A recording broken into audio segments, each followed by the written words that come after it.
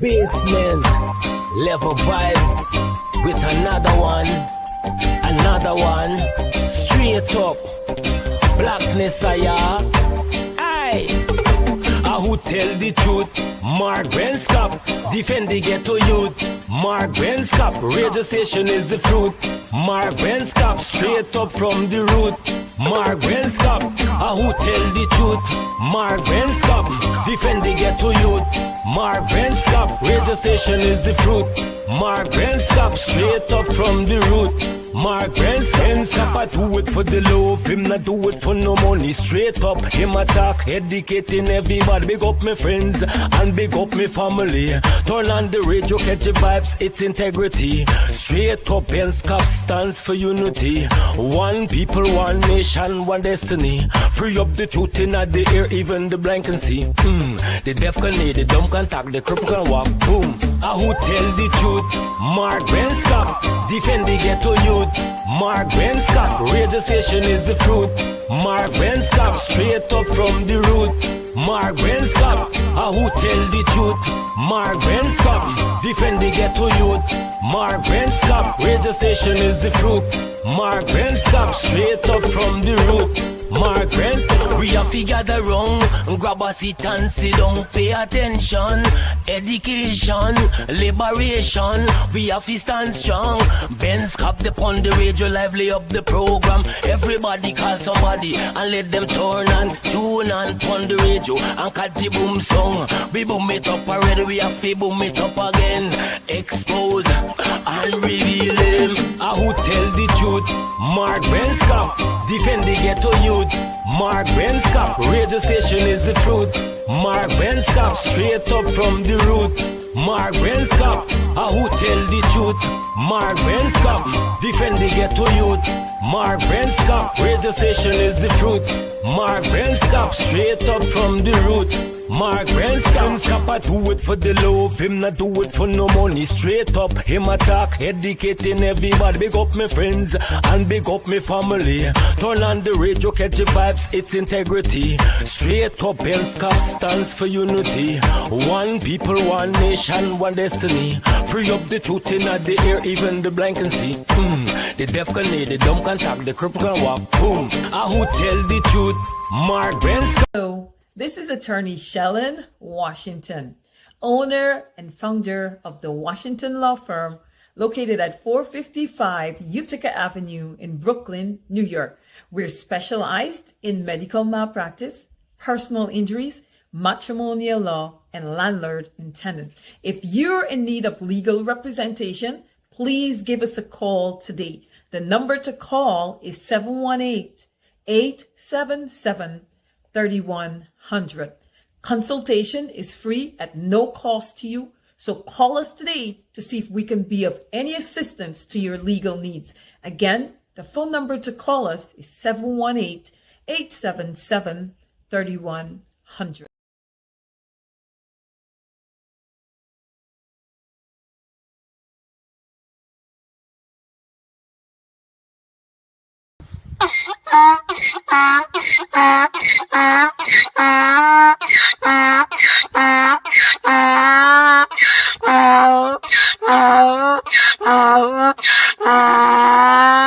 Source. Maybe the Chinese company that did not get the agreement that they wanted here, maybe they're the ones who told you, or it could be just a fictitious thing. Okay, well, let's talk about specific individuals. What is your relationship with Mr. Su Jerome? Mr. Mark, I believe every word of what Mr. Shu is saying. I am also afraid of Mr. Shu. Mr. Shu, if you are listening, I don't want anybody to harm you. This is a serious thing. Correct? It means that we would not have gotten the statements of poll for every polling station. To be honest, the People's Republic Party have only a handful of statements of poll.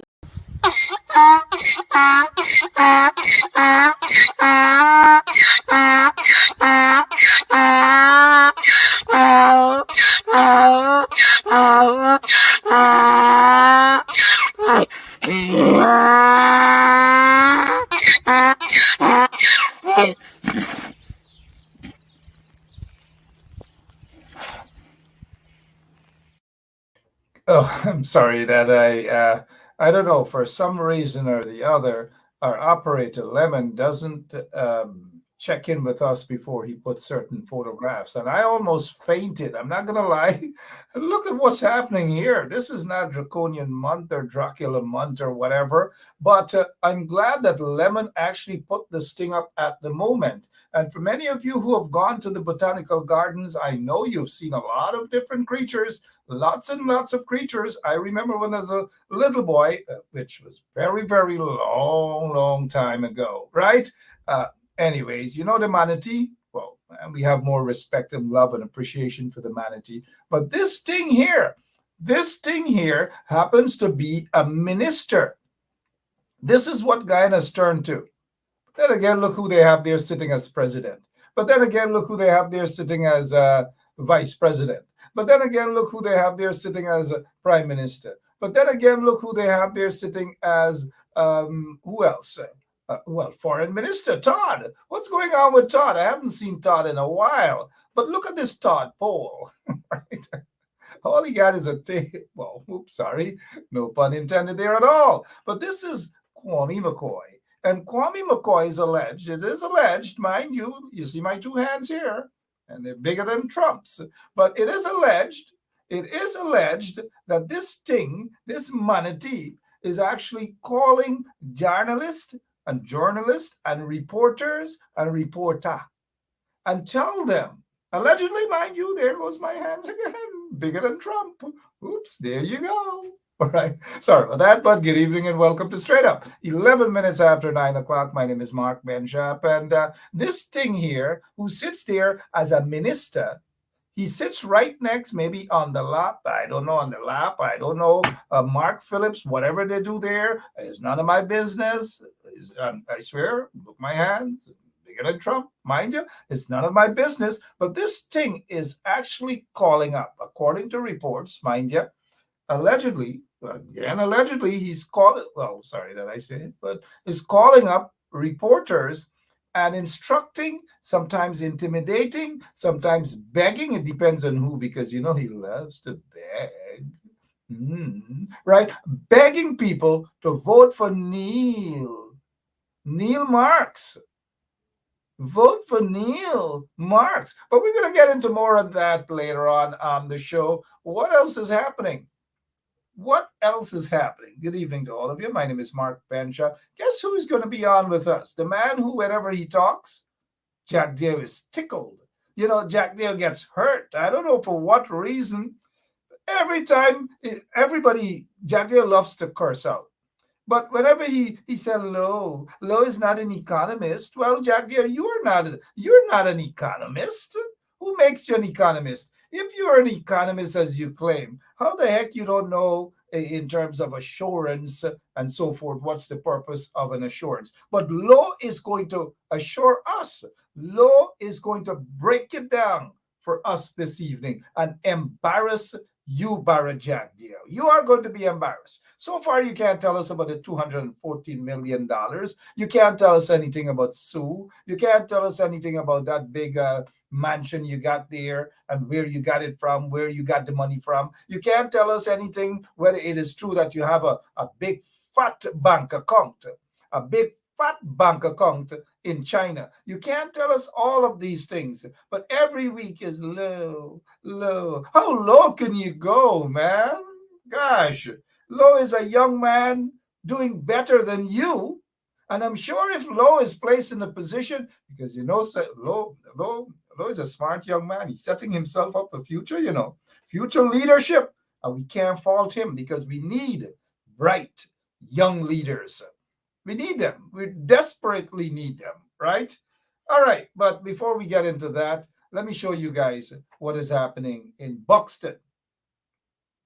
Not that kind of thing that happened in Buxton when that guy, he ting up and he go on, and not this guy. Mark Benchcap, I could tell you straight up. All of y'all get class skeleton in your closet. Skeleton. Right now he got a bunch of soap. Sorry about that. Soap in his closet. Soap in his closet, right? Mark Benchcap. Well, this is a message from him. I'm sure he's in jail right now. All sort of things probably happening. Right? He says, you know how much of you on my Facebook page is wolf in sheep clothing? Please delete yourself because you know yourself.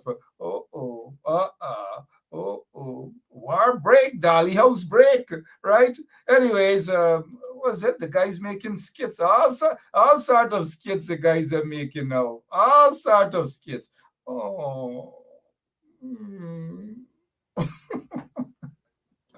What's happening with this thing here now? This thing here, going and jog. He wants people to see that he is jogging, get a garbage bag around his head, take a selfie, and this is what he says. You see what's in front of me and what's behind, but nobody wants to see what's in front of you. Not everybody has a microscope or a telescope, sorry. Not everyone has a telescope or whatever. But look at this here. Nobody wants to see what's behind of you. That's your business, please. That's you and Azradeen's business. We don't care. So you don't have to come and tell us what's behind of you. We don't care. Right? But anyways, he's saying, do you? I have always walked a lonely road. Oh, yes. Poor boy. Always walked a lonely road, right? And we must feel sorry for you right now. Ooh. Like on the quarantine, we say, oh, Coach baby. Oh, we must feel sorry for you right now. After all what you have said about persons of African descent, call people hungry belly dog, you call people all sorts, and all of a sudden you're on a lonely road all by yourself, and you want us to peep and see what is in front of you and what is behind of you? We don't play that game. All right? And so here's what he said. Is self-made, man pay no homage. Is self-made, madman. Pay no homage to fool's games. Who is he? Is he an Azradeen at war? Oops. As the people in the market said, this thing want more people. Right, Rhonda Lane? In Rhonda Lane's voice, this thing want more people. Good evening to all of you. Hey, we have some other serious thing. Hey, I heard that this guy, Critic, has what is it again? He's into contracting now, right? And I don't know if it is accurate that he bid for something at Guy Oil. I don't know. It's worth some, what is it worth? $400 million. But it is alleged that he, Critic, bid $600 million. I don't know. These guys are weird stories coming out of Guyana.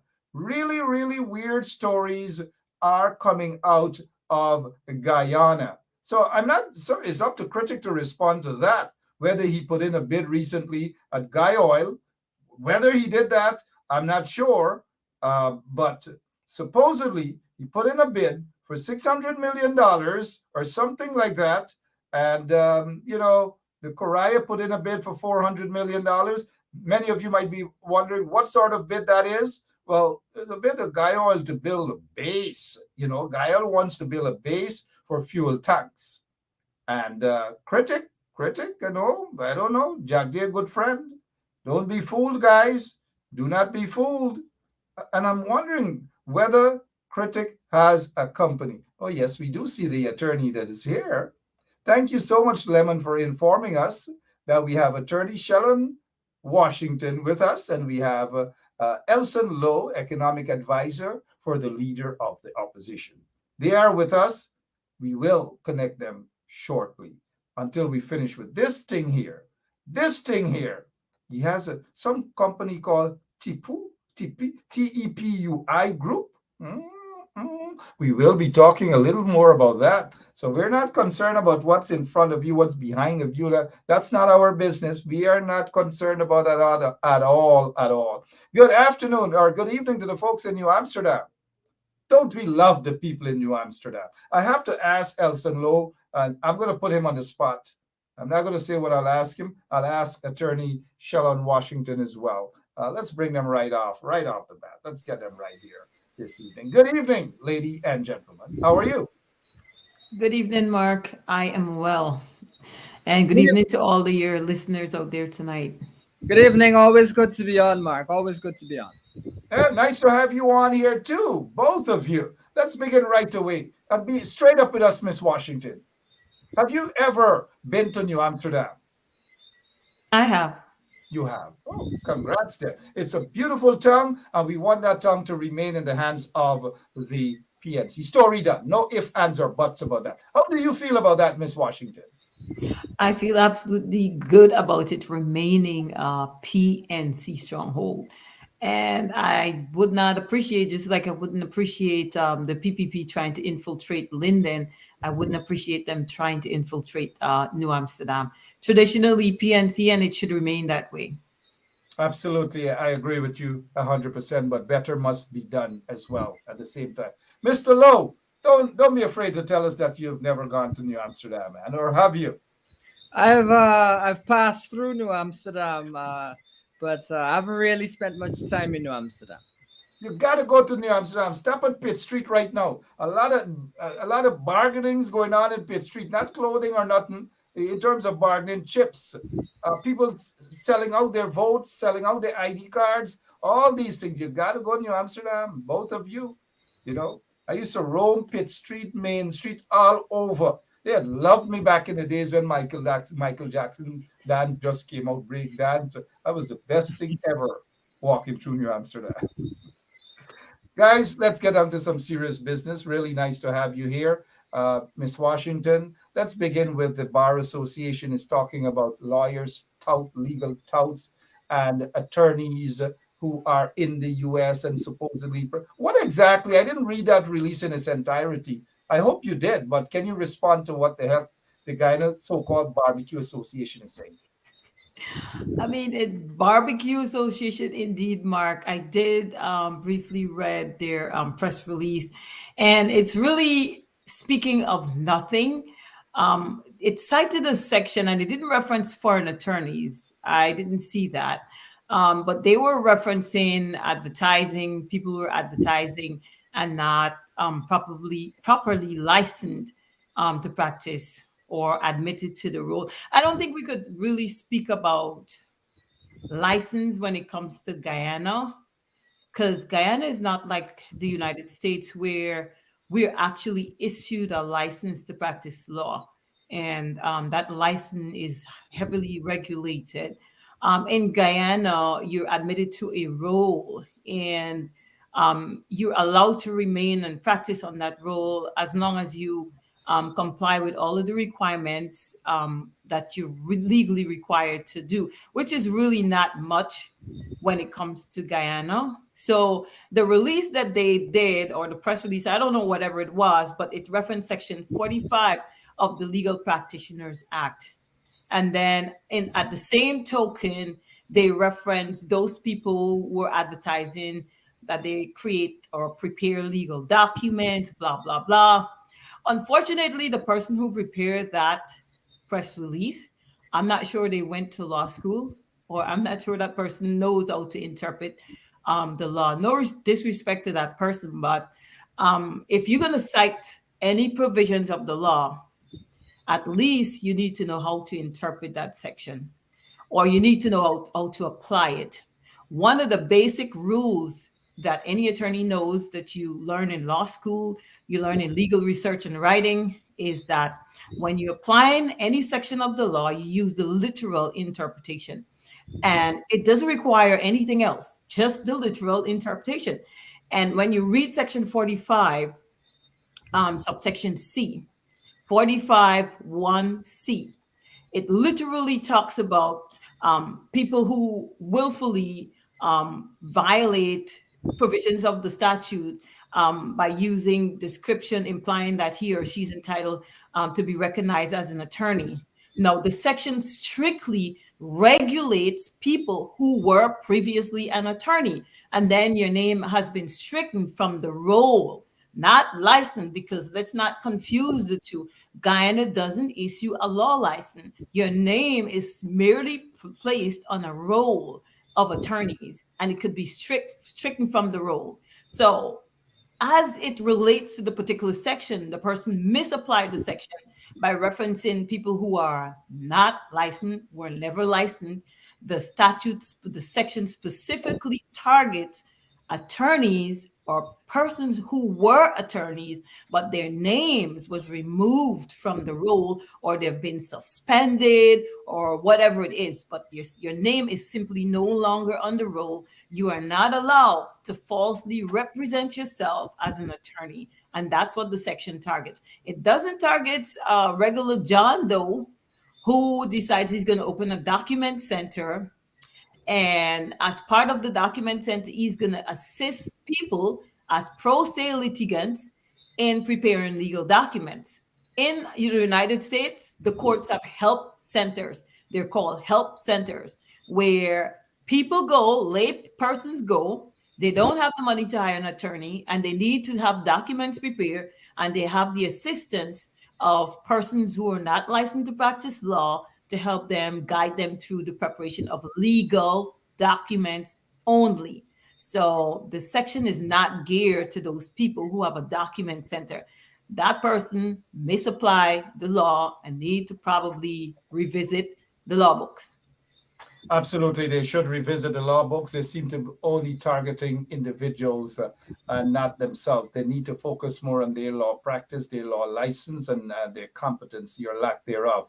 We know who those individuals are. They're more into the propaganda of the PPP, and that's what it's all about.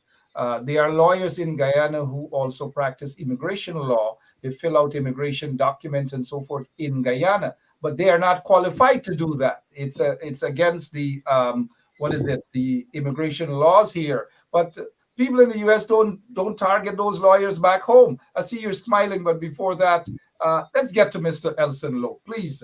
But a quick 30 seconds. You're smiling. Am I on the right track? No, Mike, absolutely. I'm smiling because I totally agree with you.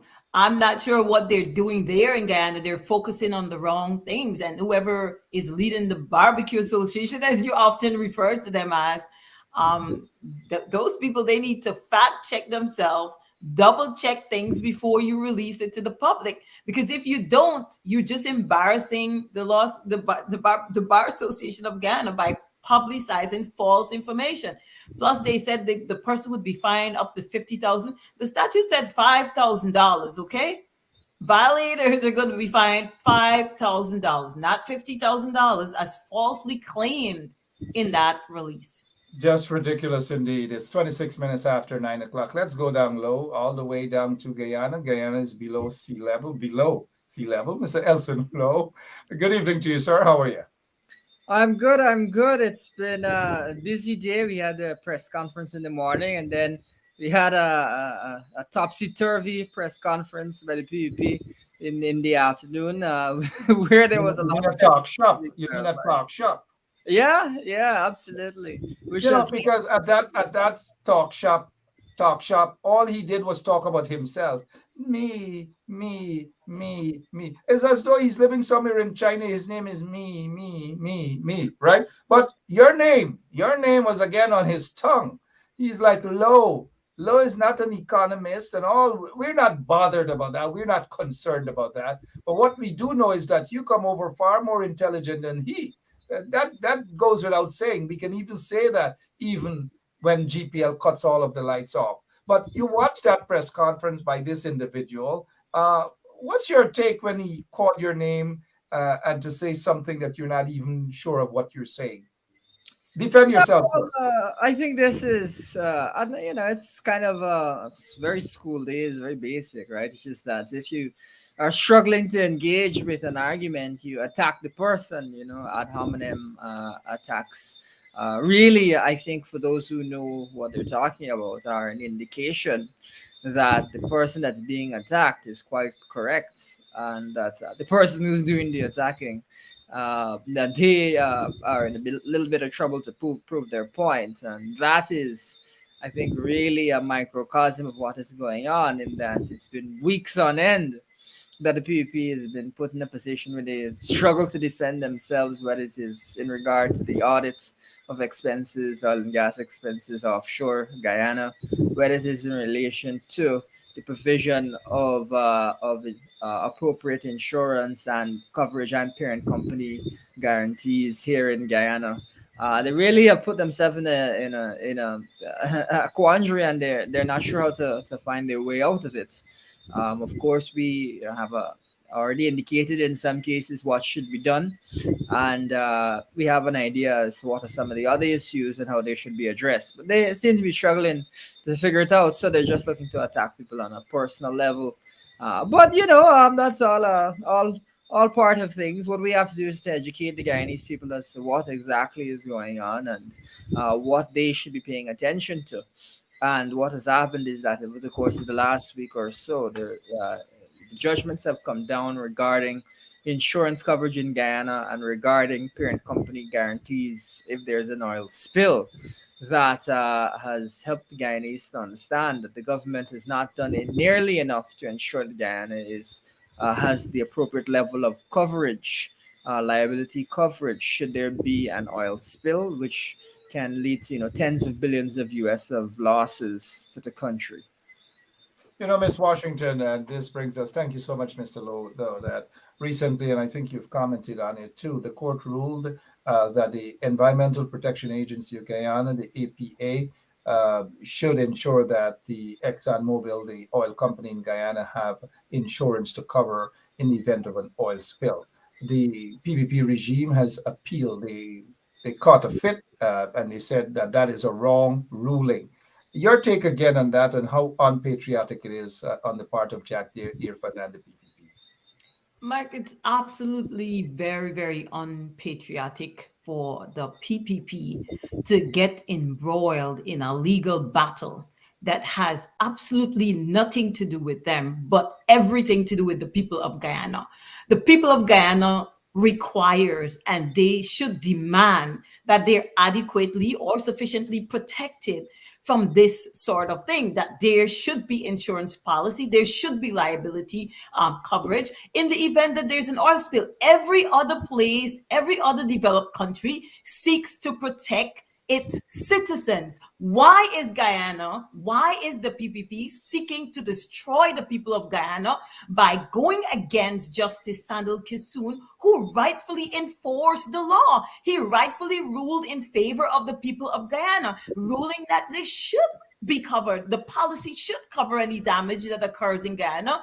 I believe the PPP need to stop and take check, because the people of Guyana are much more important than them spending thousands of dollars in legal fees to battle on something that it was done correctly. Justice Kissoon ruled in accordance with the law. Why would the government spend taxpayers' dollars to go and appeal a decision that is correct on the face of it? Why would they go as far as wanting to undo something that is right, that is correct? The people of Guyana should be protected in the event of an oil spill. That is very, very dangerous to humans. And, I could remember the last time I referenced when there was the cyanide spill by Omai.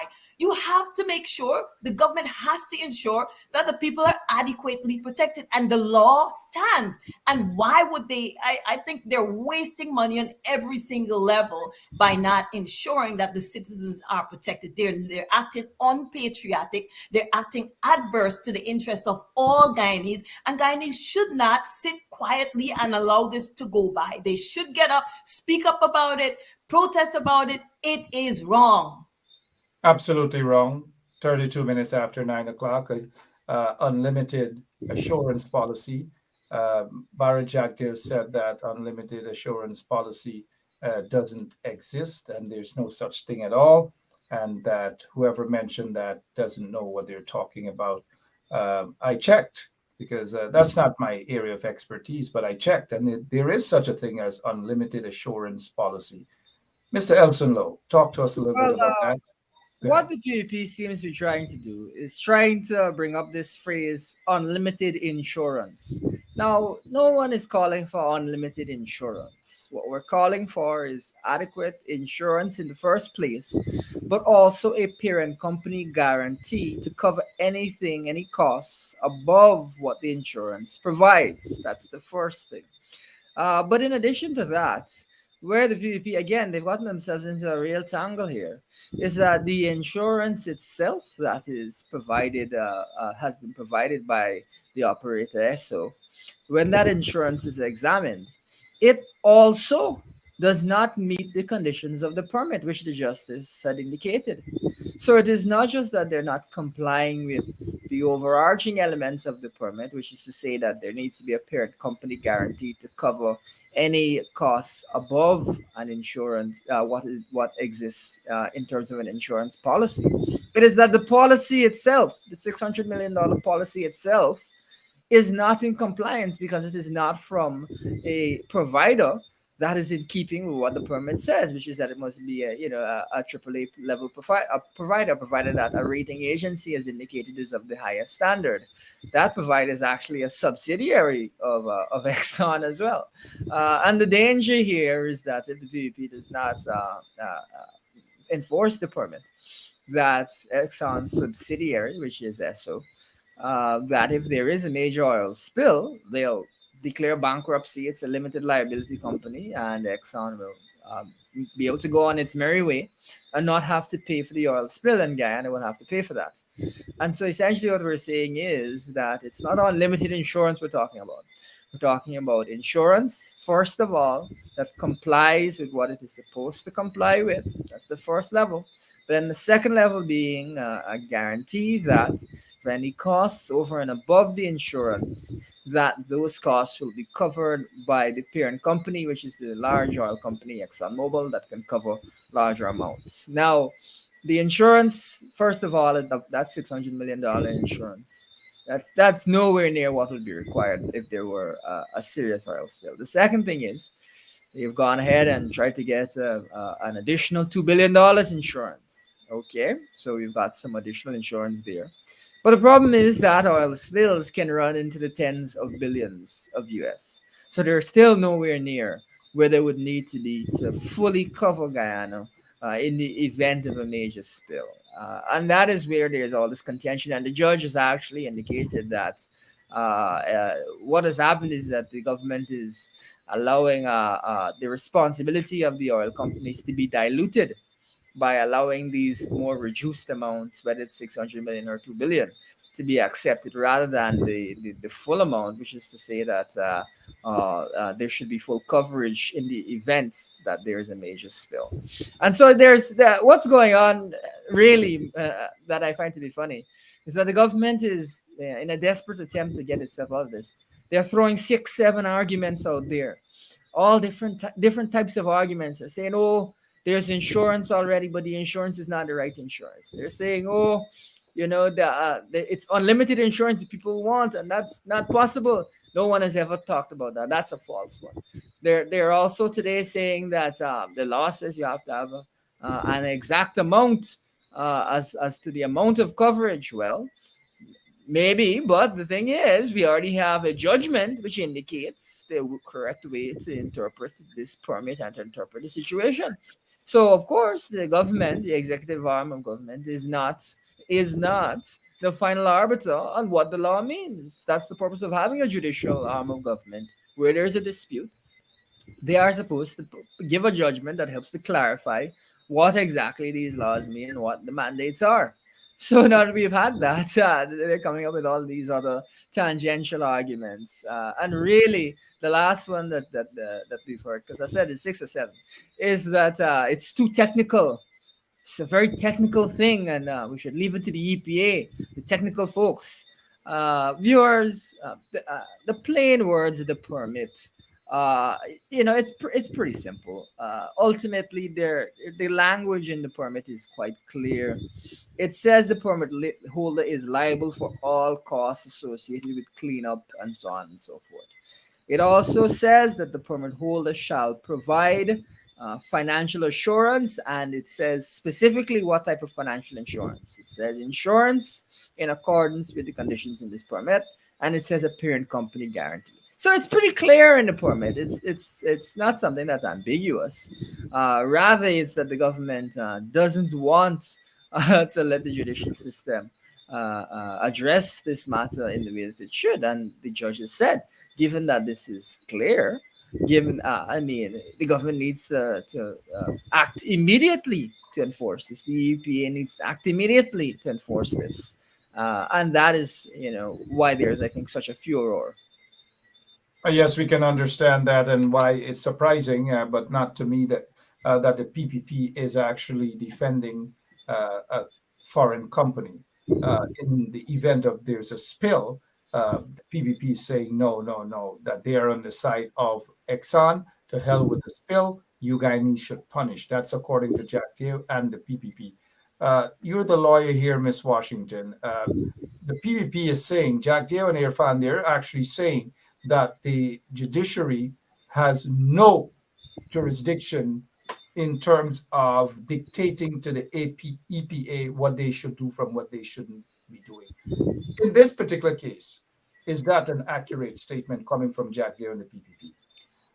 It's not, because the judiciary has always been traditionally been there to enforce the law, to enforce agreements, disputes between parties, unless there's a contract mark that specifically says if a dispute arises between ExxonMobil and the people of Guyana for any reason, including issues regarding environmental disasters or the such like, then an arbitration should be conducted to determine liability. And if there's liability found, then the arbitrator is going to also determine the extent of the damages.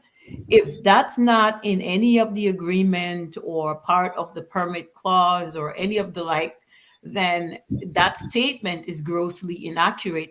And I would seriously doubt that Justice Kissoon would know that and still rule the way he did. I seriously doubt that, because the learned judge must have read the permit. He must have read all the agreements as it relates to that permit before he came to the decision that he came to. I trust that the learned judge familiarized himself with everything, and he is a judge for a reason. So I would trust the judge's words way above anything that Jadio would have to say. I mean, it can't be what he's saying is correct, because the judge coming to the decision that he came to, and he's saying the liability clause must be enforced. So if Jadio is saying something contrary to what the judge is saying? No, I trust the judge's decision way above that. And I know that 99% of Guyanese trust the judge's decision. Sorry about that. Let's head off from that for a moment, and let's head to Bishop High School. This is what happened, just as a result of maybe an hour, 2 hours of rain.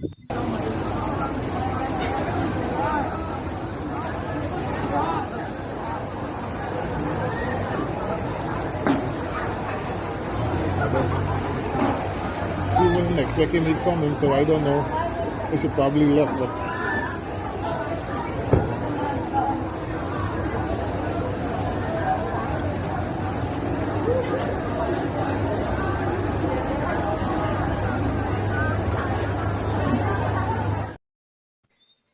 Mr. Lowe, take the first shot at that. $1 billion country economy, billions of dollars in oil. Nothing seemed to be going right. The students at that school. Your take, sir.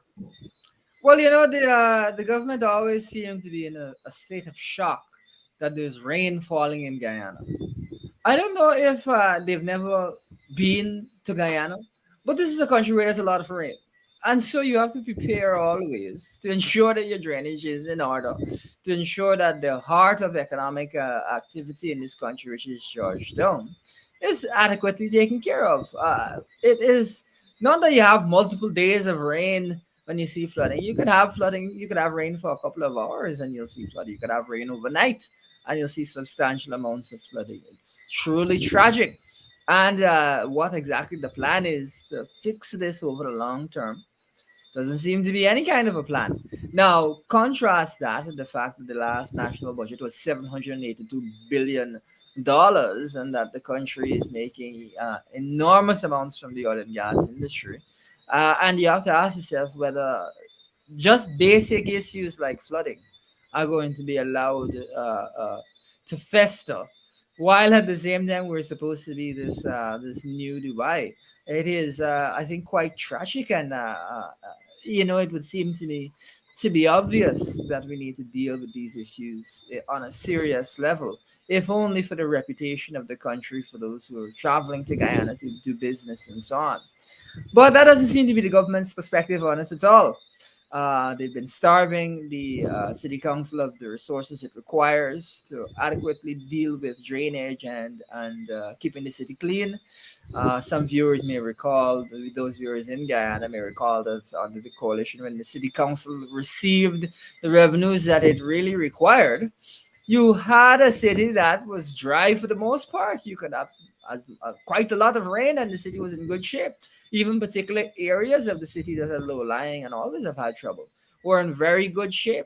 You also saw that the garbage collection was on time and so on, and those things, of course, have an impact on drainage because it means the drains are clear of garbage.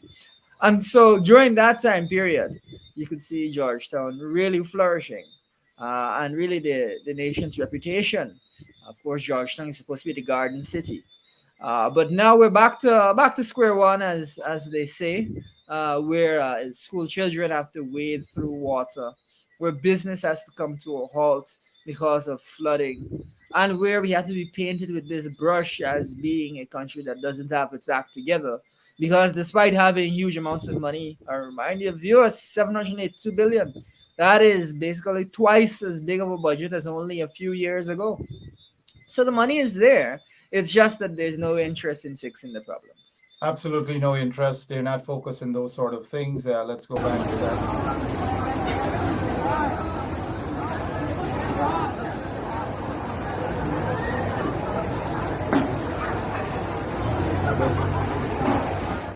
Ms. Washington, your take, $1 billion, billions of dollars of oil, all manner of things. The government, the regime, the installed regime just withdrew, I think, what was it, $41.6 billion. Look at what happened there today. Your take, ma'am. The first thing is we're not the only country below sea level. There are other countries, there are islands, as a matter of fact, that are pretty low lying on a flat plain, which means those countries or islands are very prone to flooding. But the countries or those islands has invested billions of dollars into the irrigation system to ensure that when the heavy rain comes, that proper drainage is done, and it's effective, it's swift, and it keeps flooding at minimal. So even if there's heavy rains, it may flood, but the water is quickly going to subside. In Guyana, the government clearly, if they're boasting about the 23 years or how many years in power, shame on them. Shame and disgraceful, because the infrastructure, the drainage, irrigation system is the same that was placed there. How many hundreds of years ago? I don't even know, but it's been there for decades, and nothing was done under the disgraceful government that's in power right now. And Guyana is suffering. Guyanese are suffering. The children, the schools, disgraceful that the children cannot go to school and be able to sit in a dry classroom. They have to leave wet. I see the children walking through the water in their shoes, wet socks, wet shoes. Shameful PPP government not putting sufficient money into the infrastructure. If Guyana has that much billions in revenue from oil, then they ought to use more of that money to develop a proper infrastructure system. Proper drainage and irrigation will alleviate the constant flooding. Every time it rains a little bit too heavy, you can't go to Georgetown because the infrastructure is bad. Drainage and irrigation system is terrible. Hasn't been upgraded for God knows how long, probably from the time Georgetown was built. I don't know, but they need to invest some sort of money, some sort of revenue. Stop running around using the revenue for the wrong purposes. Use it to better Guyana, make Guyana a better country by eliminating the constant flooding. Do something, PPP. Stop wasting the Guyanese people's time. That is why, well said, Miss Washington. That is why it's important on June 12th that you go out vote in your numbers. Don't be tricked by the PPPC into believing that they care about you in Georgetown. So all you folks in Georgetown, you're registered to vote, you have your ID cards, go out and vote June 12th. Vote against the PPP. Again, vote against the PPP. Forget about all these so-called walkabouts that they're doing. Suddenly they want to walk about. Suddenly they're concerned about you. Suddenly they're pretending that they care about you. Vote against the PPP. Now, let's go to Buxton. You guys, come on. Let's hop in the minibus. Let's head to Buxton. Let me show you guys what's happening there in Buxton. I'm sure both of you went to Buxton before. Oh, absolutely, Mark. Absolutely. I lived there for one point when I was at the University of Ghana. I lived there briefly for maybe like a few months. A few months. Okay. Got you. Buxton. What about you, Mr. Lowe? You lived in Buxton too? No, I have not lived in Buxton, but I'm very familiar with the area. Put it out. Absolutely. Good. Let's go to Buxton, please. This is Little Dubai, as they usually say. The PPP folks, they love to say Guyana is booming. Whoop. Let's go to Buxton. This is what's happening. Oh, these are the chairs at the Buxton Health Center. There we go. The condition of these chairs that people has to sit in. So could you imagine if you come here dressed decently? This is what you'll be sitting in. I don't know if anybody can either donate or bring it up with the Ministry of Health so that they can replace these chairs. Look at the condition of these chairs.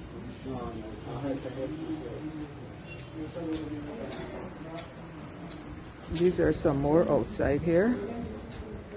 Look at the condition of them.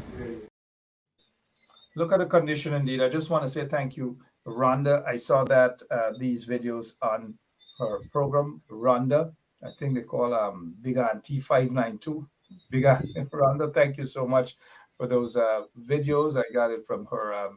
So I just give her some credit for that, Rhonda. Now, your take, Mr. Lowe? You just saw that health center.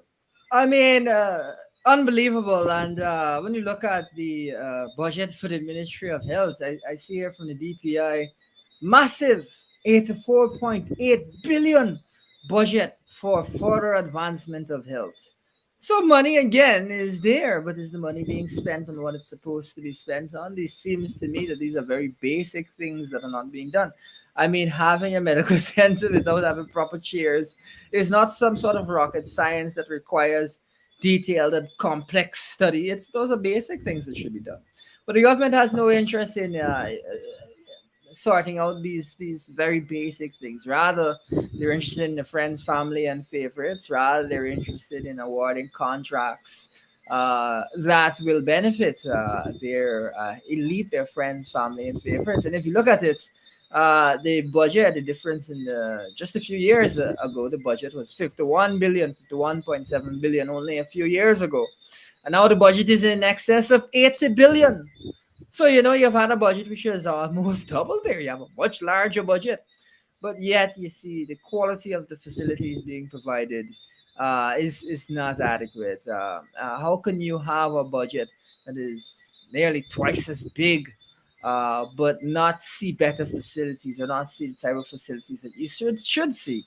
It really makes no sense at all for us to be spending more and not getting better facilities. That seems to be like we're going backwards instead of forwards. So you're spending more money, but you're getting worse or the same results. This means that your value for money is right down on the floor. All the money you're spending is not giving you any benefit to the people of Guyana.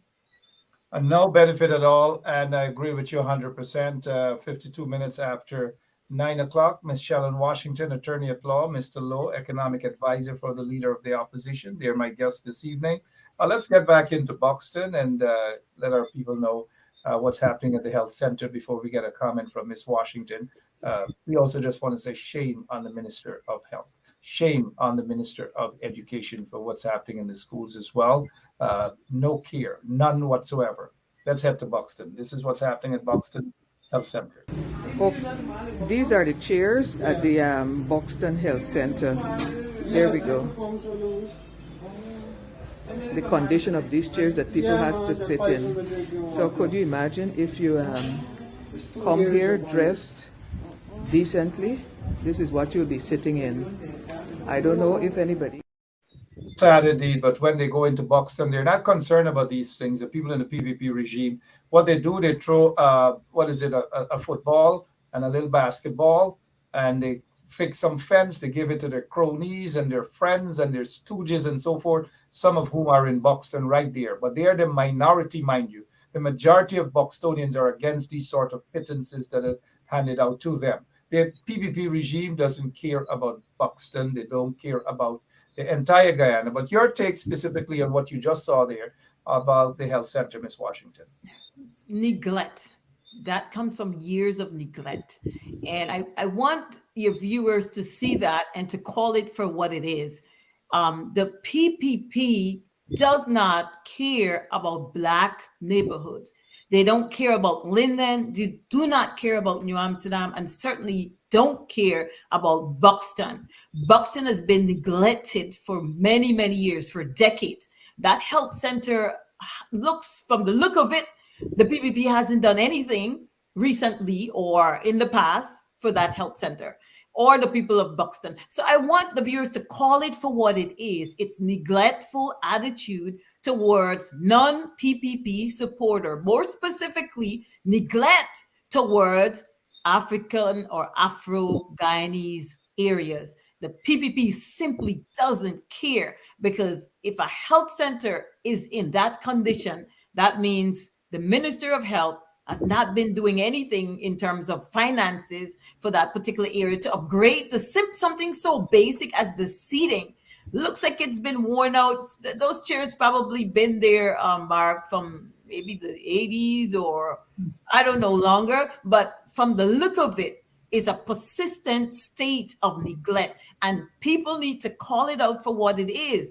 PPP simply has turned a blind eye, turned their back on anyone, or in particular, people of Afro-Guyanese race who are not in compliance or who does not support their policies. They need to stop that and to focus on the real issues. The issues that the Guyanese people are facing, they're real. We have real problems in Guyana. We have real issues that needs to be addressed. And if the government intend to stay in position by force, then the people must hold them accountable. They must do what they're supposed to do for the people, which is take care of the basic needs of the people in Guyana, not to neglect those needs, not to just focus on their own wants and desires and their own wealth and to fill their pockets and to assist their friends and families. That's not what you're there for. If you can't fulfill your function as a political leader, step out of the way and allow people who wants to do the right thing by the Guyanese people to do it. Well said indeed. 56 minutes after 9 o'clock. Those chairs, I'll be honest with you, it brought back some bit of memories. It looks like the chairs that they used to have at the Camp Street Jail reception area. I remember some of those chairs, and it looks as though they donated those chairs to Buxton Health Center. Shame on the PPP regime. Shame on them. And let me give some kudos to the APNU AFC coalition government. When they got into office, they couldn't rebuild the country overnight after 23 years of wreckage by the PPPC.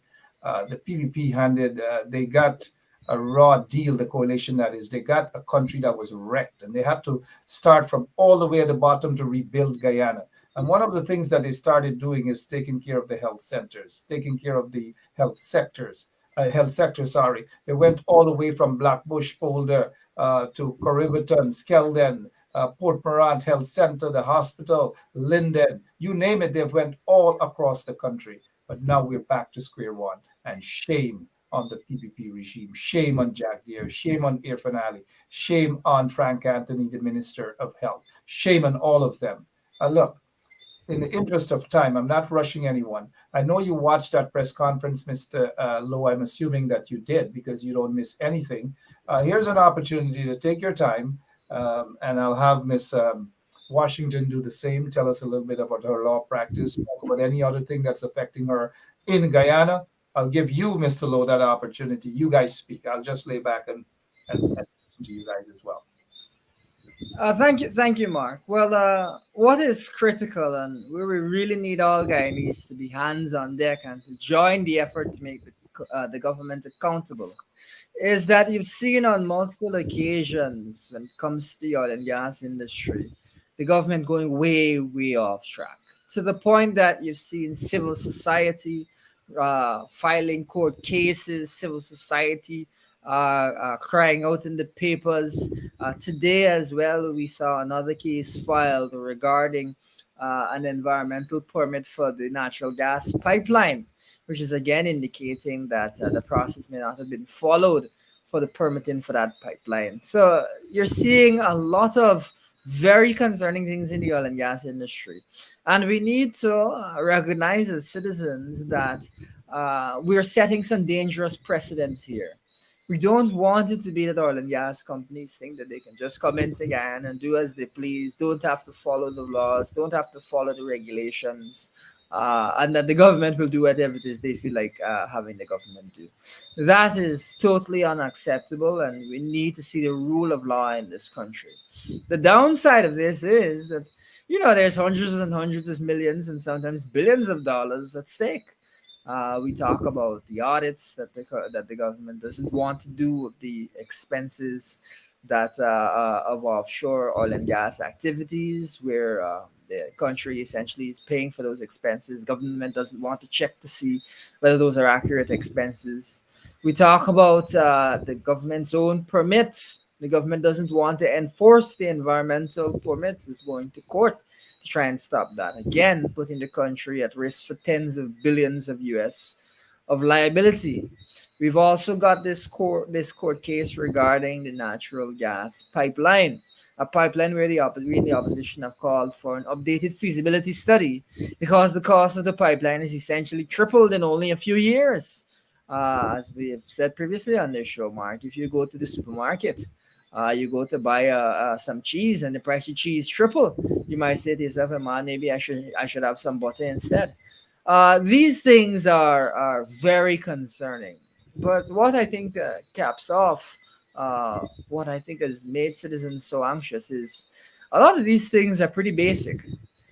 Making sure the permits are in place, doing audits, making sure that you just follow what it is that your permit says regarding insurance coverage and liability coverage.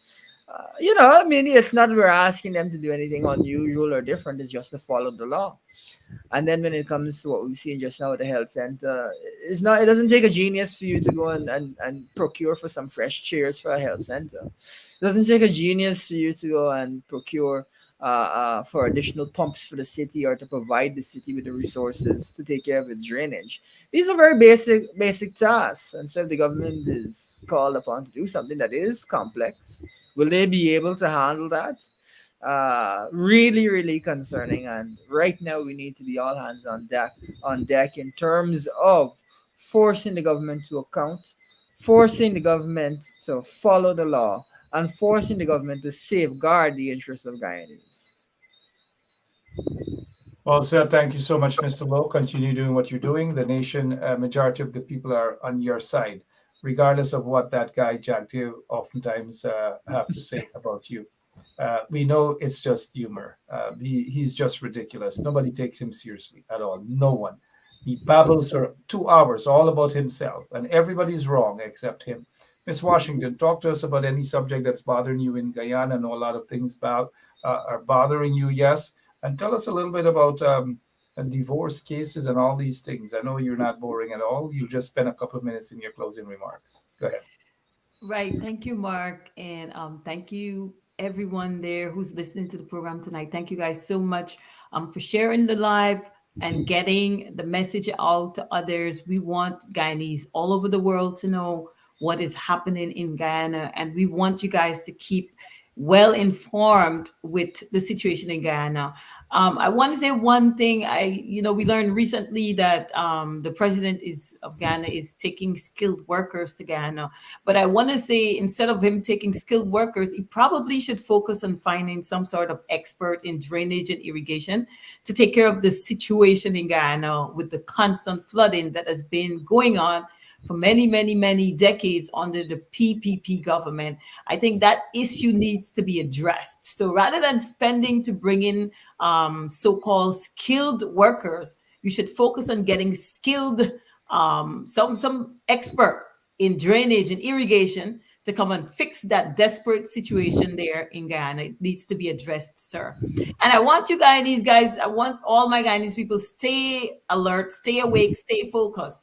Don't listen to false information. False information is being peddled by the Guyana Bar Association. I just want you guys to know that the Bar Association has nothing to do with the attorney's license, or as a matter of fact, like I said earlier, an attorney in Guyana doesn't carry a license. Their name is admitted to a role, and it could be removed for various reasons. But that false information that you see is being circulated regarding commission of a crime and $50,000 or whatever it is penalty, that's false. The statute clearly said if an attorney whose name was removed violate the law, they shall be fined up to 5,000 Guyana dollars. I advise the Guyana Bar Association to get it right. You are the standard of the law, or you're supposed to know the laws of Guyana well, better than the litigants out there. So make sure you publish the correct information to the public. Give the public right information. And once again, I want to say thank you guys for all your support I've been getting. Thank you guys who support my law office. Those of you who call, those of you who refer me to your family, your friends, your neighbors. A lot of people have called me and they said their relatives or their friends in Guyana have sent my phone number to them so that they can call the office when they're seeking legal assistance. I want to say thank you guys so much. I appreciate all of you. I appreciate it so much. Thank you guys. I love you all, and God bless you. And I hope we will together keep fighting for our Guyana to make Guyana a safe, better place. For those of you who need my service, I see Mark has put the ad there. My phone number is 718-877-3100. My office is on Utica Avenue in Brooklyn, New York. Thank you guys again. Thank you so much. And thank you, Mark. Thank you so much. Thank you all as well. New Amsterdam, right? Mr. Lowe, New Amsterdam, Linden, and Georgetown and Bartica. You got it. We got it, right? Absolutely. Thank you, Mr. Lowe. Continue the good work you're doing. For some reason, I don't know, my tongue almost slipped and I almost referred to you as Member of Parliament, Lowe.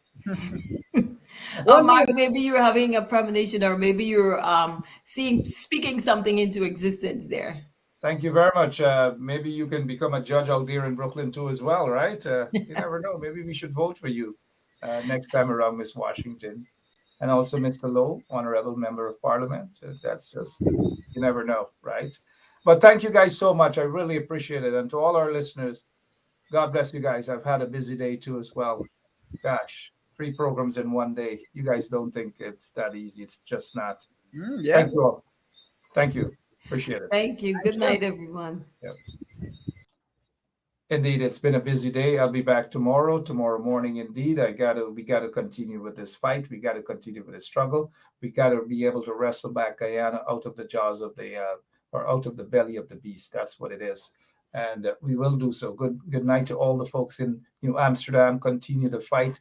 Don't allow a couple of hustlers, a couple of flat-foot hustlers to get to you guys. Just do not. And to the people in Linden, go out in your numbers and vote. Mackenzie and Wisma, wherever you are from in Linden, just go out and vote. Vote against the PPP. Again, vote against the PPP in Linden. Vote against the PPP in Georgetown. Vote against the PPP in Bartica. I know some of you guys lived outside of Guyana for a while. Y'all don't say Bartica. Y'all say Bartica. Bartica, right? Miss Simons, Bartica. Miss Graham, Bartica. It's Bartica. I love you guys. God bless you. See you tomorrow. Sleep well. So this is attorney Shellen Washington, owner and founder of the Washington law firm located at 455 Utica Avenue in Brooklyn, New York. We're specialized in medical malpractice, personal injuries, matrimonial law, and landlord and tenant. If you're in need of legal representation, please give us a call today. The number to call is 718-877-3100.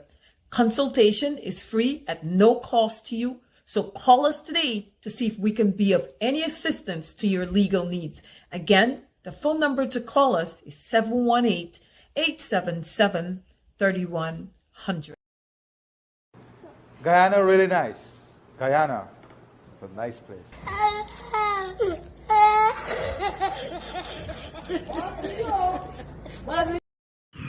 Yeah, this is the elite team. The root team. Strong team. Number one. PPP team. Yeah. Yeah, Sam. PPP all the way. Yeah, one Guyana. Yes. All in the fort for Monday morning. In anywhere.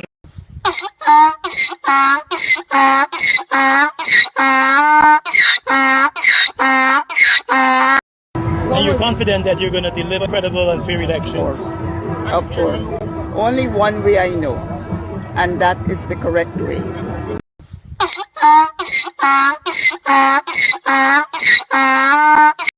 Oh, these are the chairs at the Buxton Health Center. There we go. The condition of these chairs that people has to sit in. So could you imagine if you come here dressed decently?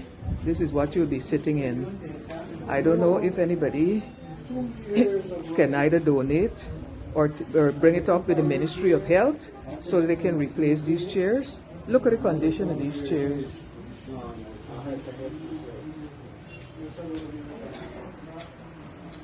These are some more outside here. Look at the condition of them.